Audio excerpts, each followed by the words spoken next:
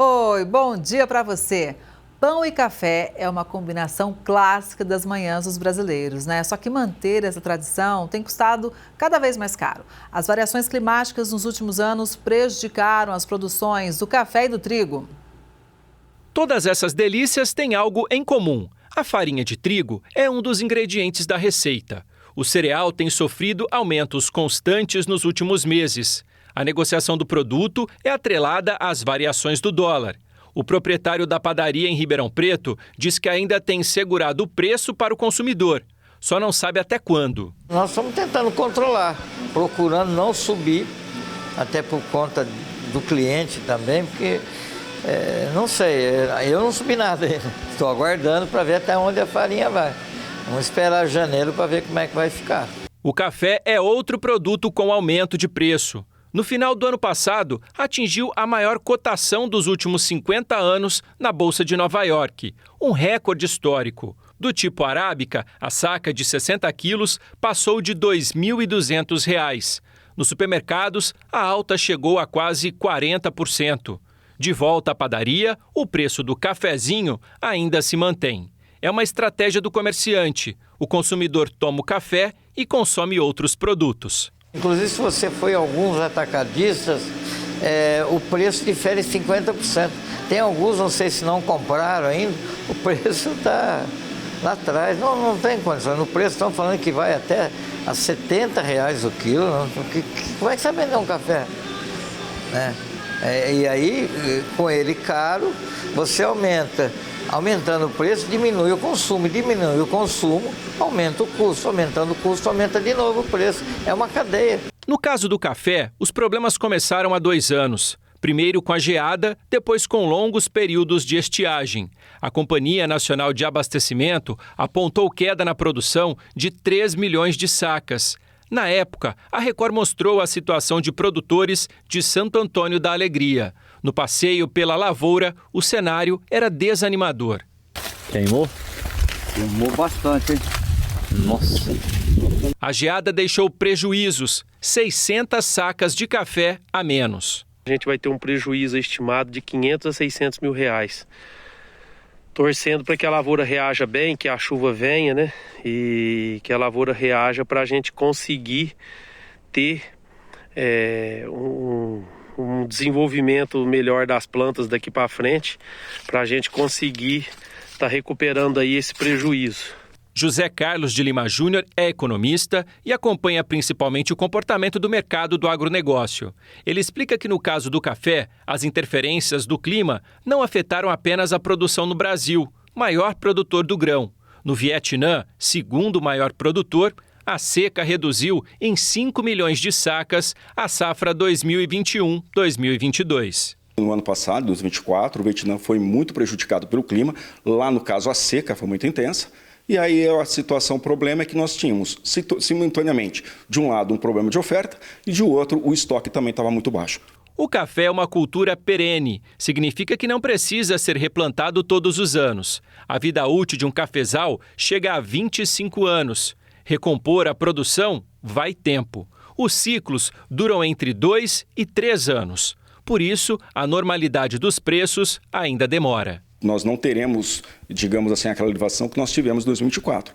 Porém, a perspectiva de preço para o café ainda é de manutenção de preço alto, principalmente se a gente considerar que, além de toda a oferta que o Brasil tem, nós temos também a situação de consumo que praticamente tem crescido ano após ano. Então, essa realidade deve ainda se manter em 2025 com preço um pouco mais caro. No caso do trigo, a estimativa é que a safra brasileira 2024-2025 chegue a 9 milhões de toneladas, segundo consultorias do setor. O trigo tem um ciclo mais rápido de produção, entre 4 e 5 meses. Segundo o economista, mesmo com tendência de queda nos preços, agora no primeiro semestre, a comercialização do cereal é em dólar. No final do ano passado, a cotação da moeda americana ultrapassou os R$ 6. E isso ainda pode custar caro para o Brasil, que depende da importação para complementar a produção interna. Nesse momento, o preço do trigo já está em queda no mercado internacional.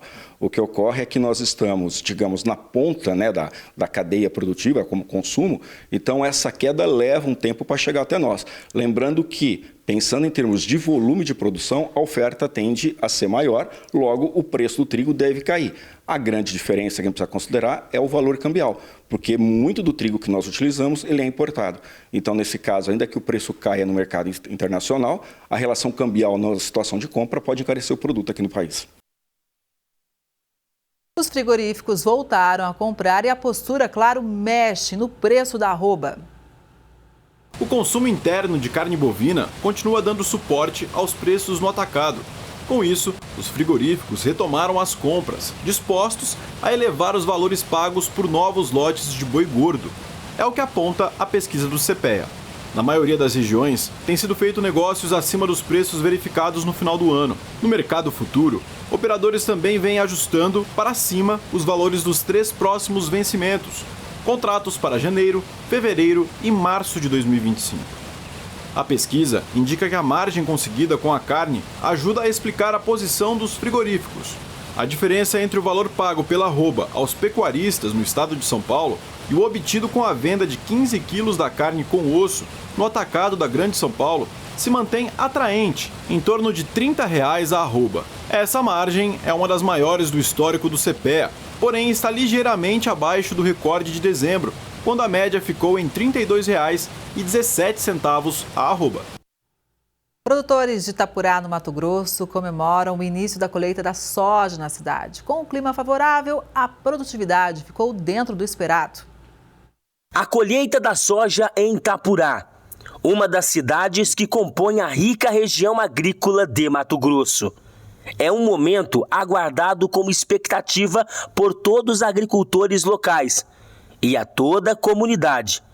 Com um clima favorável e solo fértil, Itapurá se destaca como um dos importantes polos produtores de soja do estado, contribuindo significativamente para a economia regional e nacional.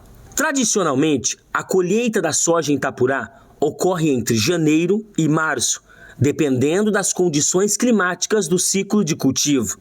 Durante esse período, os campos se transformam em um espetáculo de maquinário agrícola em ação, com colheitadeiras que trabalham incessantemente para garantir que a produção seja colhida no ponto ideal de maturação. Os agricultores locais se preparam meticulosamente para esse momento e, claro, que as práticas que vão desde o manejo adequado das lavouras até a escolha do momento certo para a colheita. O 2024, o soja nós tivemos um problema sério com falta de chuva, né? Então a produtividade foi muito ruim para a maioria dos produtores, né? E esse ano a expectativa é de uma colheita boa por conta de um clima bastante favorável, né? Apesar com bastante chuva ultimamente, né? Isso causa preocupação quanto à colheita, mas a gente dá a expectativa que tenha uma safra cheia, né? No caso, uma safra muito boa.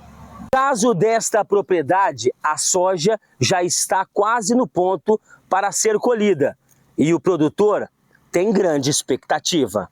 A gente já tem uma parte de secada, um desfolhante que a gente aplica, né, para ter uma maturação bem uniforme, né? Então nós estamos aí, a previsão é final de semana, início da semana que vem já começar a colheita. A soja é uma cultura extremamente valorizada na economia de Itapurá, além de ser uma importante fonte de renda para os produtores.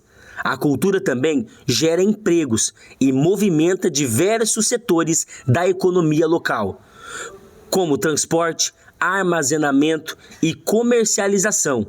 O sucesso da colheita reflete não apenas no esforço dos agricultores, mas também o investimento em tecnologia e inovação, que tem sido cada vez mais adotado na região. Neste ano, os produtores têm enfrentado desafios relacionados às condições climáticas, mas a perspectiva de produção continuam otimistas. A qualidade da soja cultivada em Itapurá é reconhecida por sua alta produtividade e pela conformidade com os padrões exigidos pelo mercado interno e externo. A colheita da soja em Itapurá não é apenas um evento agrícola, é uma celebração do trabalho árduo dos agricultores e uma demonstração do potencial produtivo da região. À medida que as máquinas avançam pelos Campos Dourados, a comunidade se une para comemorar os frutos dessa dedicação. A polícia descobriu um laboratório que produz um falso mel em Santana do Parnaíba, na região metropolitana de São Paulo.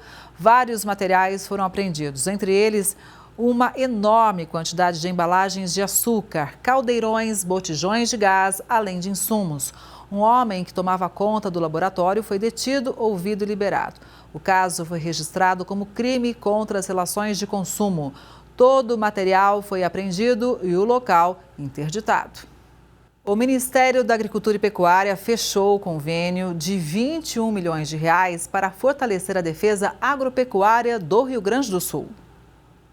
O convênio publicado no Diário Oficial foi firmado entre o MAPA e a Secretaria da Agricultura, Pecuária, Produção Sustentável e Irrigação do Rio Grande do Sul. Os recursos foram viabilizados por meio de medida provisória, que também destina verba ao Instituto Nacional de Meteorologia e à Embrapa. De acordo com o MAPA, as tratativas para o convênio começaram no final do ano passado. Na ocasião, a equipe da Superintendência de Agricultura e Pecuária do Estado, em parceria com a SEAP do Rio Grande do Sul e a Secretaria de Defesa Agropecuária do Ministério, elaborou um documento detalhando o valor necessário para a recuperação das atividades agropecuárias gaúchas. Os recursos vão ser aplicados na compra de equipamentos de escritório, informática, materiais para laboratórios e veículos. Depois de um ano abaixo da expectativa para a agropecuária, o setor deve crescer 4,3% agora em 2025. A projeção é do boletim macro do FGV IBRE. Para entender melhor o que vem pela frente, vamos conversar com a Juliana Tressi, que é economista e pesquisadora do FGV IBRE. Juliana, bom dia, seja muito bem-vinda ao Record News Rural. Bom dia, Kelly, bom dia a todos, prazer estar aqui. Prazer é nosso também. Juliana, vamos voltar um pouquinho para todo mundo entender o que aconteceu. Vamos falar primeiramente de 2023 e 2024. Em 2023 a gente teve a safra recorde, né, da agropecuária. Então a gente teve um PIB ali crescendo 16%, em torno de 16%, o PIB da agropecuária em 2023 foi realmente o que segurou a nossa economia em 2023. Em 2023 o nosso crescimento foi por causa da agropecuária, principalmente a soja, e pela exportação, principalmente de produtos agropecuários. Então a gente deve muito ao nosso crescimento em 2023 a esse setor, né? Muito importante para a nossa economia. Em 2024, a gente já teve um cenário um pouco diferente. É claro que ia ser difícil a gente repetir esse desempenho tão expressivo que a gente teve em 2023. A gente, inclusive, teve uma queda. Então, o IBGE ainda não divulgou os dados, né, fechados de 2024, isso só vai ser divulgado em março, mas as expectativas estão em torno de uma queda de 2,6% para 2024. Dado que a gente teve um crescimento de 16%, na casa de 16% em 2023, nem é uma queda tão elevada, porque a gente já sabia que a base de comparação estava muito alta. Para 2025, a gente tem uma expectativa muito melhor do que a gente teve nessa queda esperada para 2024. Ou seja, então, isso foi muito importante a gente trazer aqui, porque quando foi anunciada a questão do PIB do agro, lá em 2024, todo mundo olha, caiu, mas então, por isso que eu acho muito importante a gente trazer essa análise aqui. Havia, então, um patamar muito elevado vindo de 2023, não é? Sim, com certeza. Foi o maior crescimento que a gente teve na série histórica, que começa em 95. O maior crescimento anual foi de 2023. Então, mesmo no início do ano passado, já sabia-se que era muito difícil a gente conseguir um número positivo por causa dessa base de comparação. E mesmo assim, a gente teve um desempenho não tão ruim, né? Deve fechar ali com uma queda de 2%. Tem até algumas projeções que estão em zero, por exemplo. Então, a gente não teve perda nenhuma em 2024. Lembrando que a gente teve o desastre do Rio Grande do Sul. Então, apesar do desastre, apesar de tudo isso, a agropecuária foi até muito resiliente em 2024, dado todo o contexto do que aconteceu em 2023 e os eventos climáticos. Agora, Juliana, ano novo, vida nova, né? Novas perspectivas, né? E o que justifica agora, então, essa projeção de crescimento de mais de 4%? A gente tem uma colheita muito importante, que é a soja. Então, inclusive, esse desempenho super expressivo em 2023 foi muito devido à soja. E agora, mais uma vez, a soja, né, a nossa principal colheita, ela deve realmente ter um desempenho muito positivo em 2025. A expectativa é essa. Não só a soja, como grãos em geral, né? A gente já tem algumas pesquisas do IBGE, da própria Conab, colocando alguns números que a gente está com expectativa, então, para essa parte de grãos, arroz, o próprio milho, né? A primeira safra ali com desempenho positivo deve vir com esse número ajudando a gente, também é uma colheita importante. O milho, arroz, a própria soja estão colaborando muito para essa perspectiva de crescimento em 2025. Quando a gente fala em agropecuária, a gente está falando tanto da agricultura, né, que tem essa parte das lavouras, como da parte da pecuária.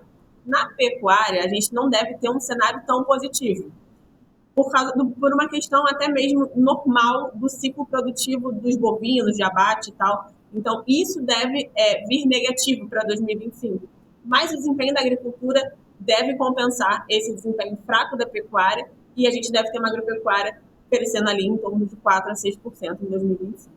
Agora, Juliana, um ponto interessante em relação à soja, por exemplo, é quando a gente fala de super safra, né, uma produção recorde, sempre vem a preocupação com o preço, não é? Será que o preço, por exemplo, pode ser um fator aí para a gente ficar muito atento? Olha, a gente tem que ficar atento a tudo. Mas quando a gente pensa que a gente está num momento agora de desvalorização muito forte do real, que não é algo tão bom, né, na maior parte dos casos, mas quando a gente pensa em agropecuária e pensa que a gente tem essa via de exportação muito forte na agropecuária, isso não é tão problemático. Por quê? Porque a gente está com esse dólar alto, isso significa que os nossos produtos eles estão ficando mais baratos no comércio externo.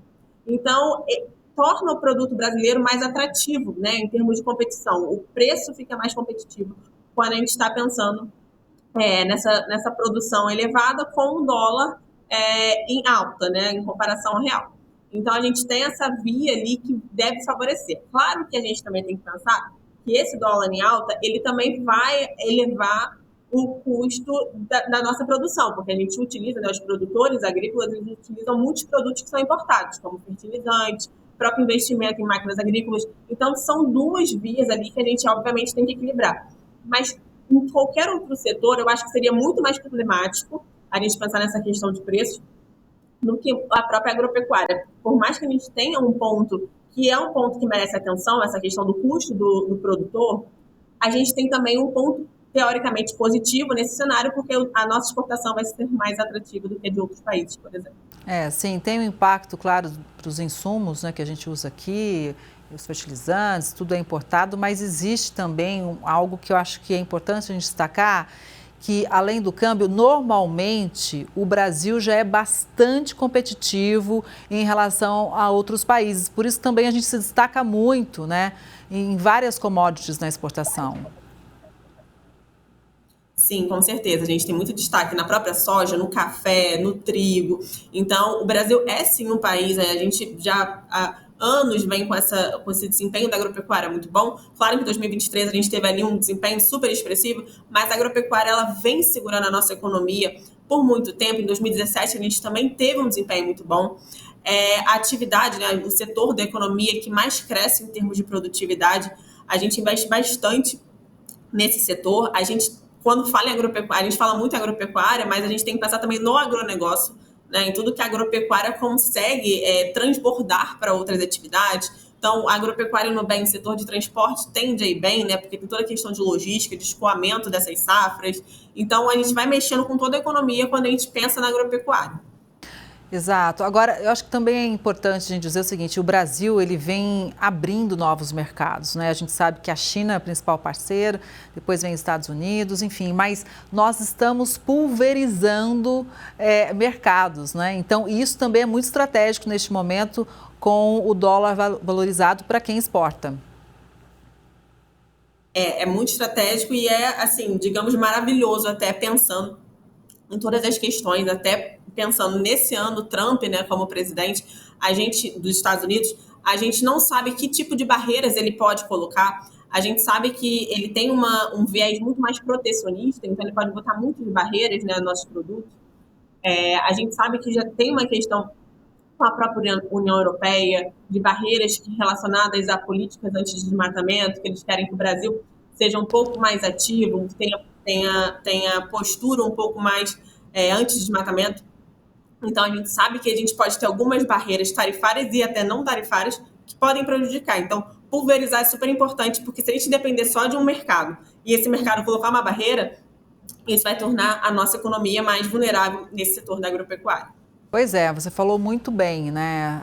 Trump vem aí, tem a questão com o Mercosul, novas exigências e o Brasil sempre se adequando. Vale lembrar que a gente tem o Código Florestal mais rígido, né? Então a gente já cumpre vários requisitos que muitas vezes nós aqui brasileiros não temos tanto conhecimento, mas é importante a gente sempre destacar aqui.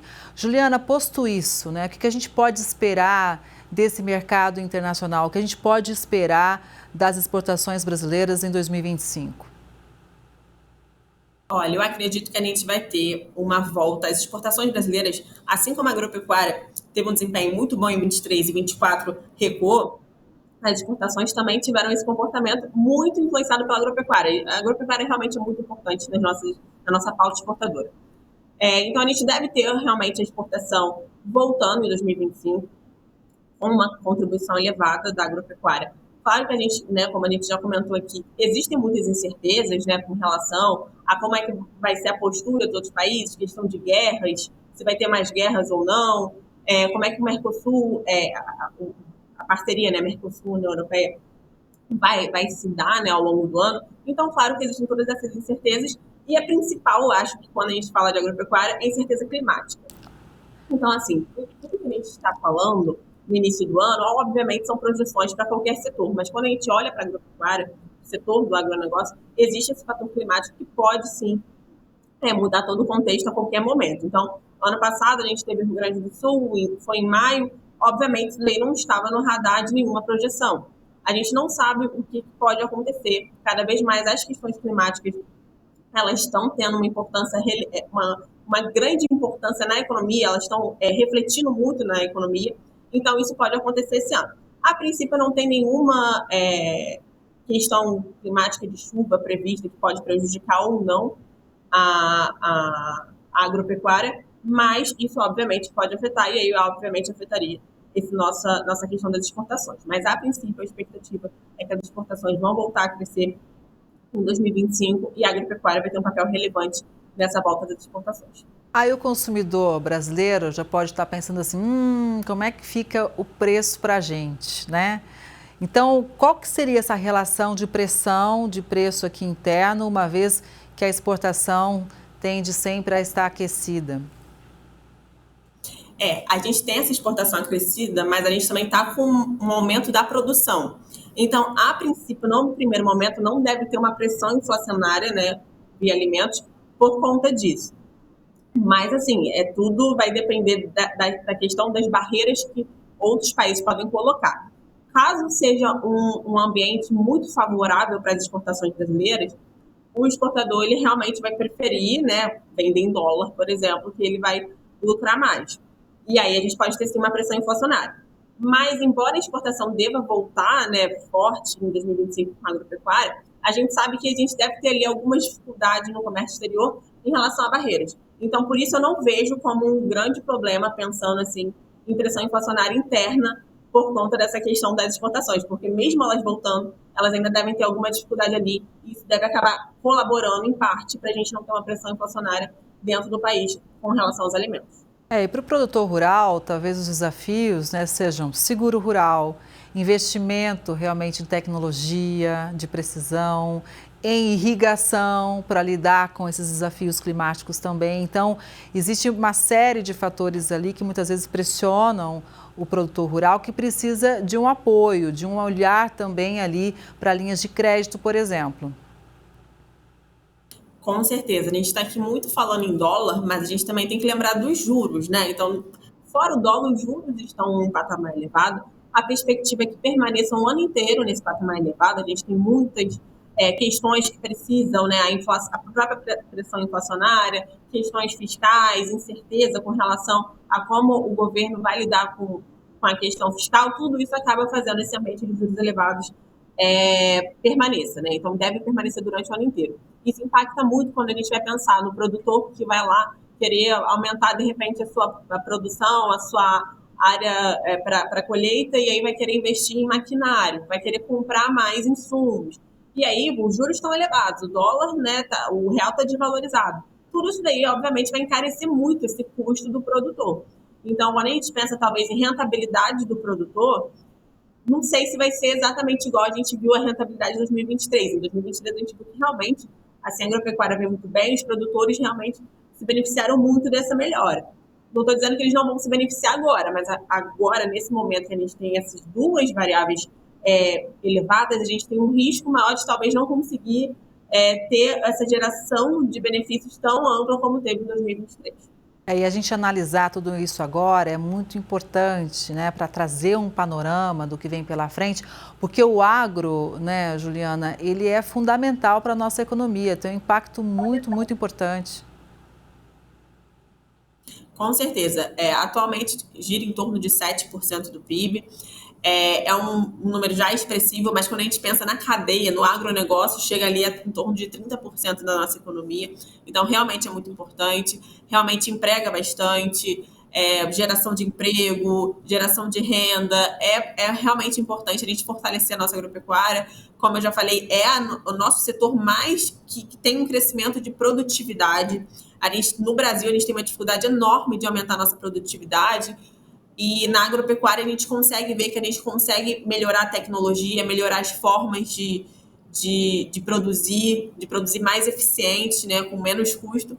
E por isso tudo é muito importante que a gente fortaleça esse setor da agropecuária. É muito importante que ele volte a crescer em 2025, embora tenha em 2024 não foi uma queda muito forte, dado o contexto do crescimento de 2023. Então a gente vem vindo num movimento realmente bom na agropecuária e a ideia é que a gente consiga permanecer ao longo do tempo com esse ritmo de crescimento elevado. E vamos torcer para que isso aconteça mesmo. Juliana, muito obrigada, muito bom te ouvir, contar com a sua análise. Um bom dia e até a próxima. Até a próxima, obrigada a vocês. Obrigada. E o Record News Rural de hoje vai ficando por aqui. Obrigada pela sua audiência. A gente se vê no próximo programa. Até lá!